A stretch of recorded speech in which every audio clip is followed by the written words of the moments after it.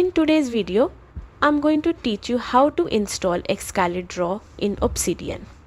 If you want to add diagrams, sketches, or visual notes inside Obsidian, this plugin is a fantastic tool.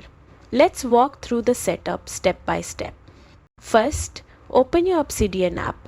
On the left hand side, you will see the settings icon that looks like a small gear. Click it to open the settings menu. From here, scroll down until you find the section called Community Plugins and select it. Before you install anything, you'll need to turn off safe mode. This is required to allow third-party plugins.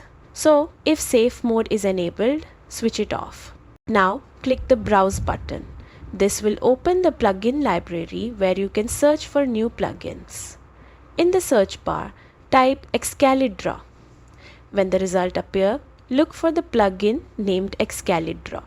Once you find it, click Install. Wait a moment while it downloads, and when the install finishes, click Enable. That's it.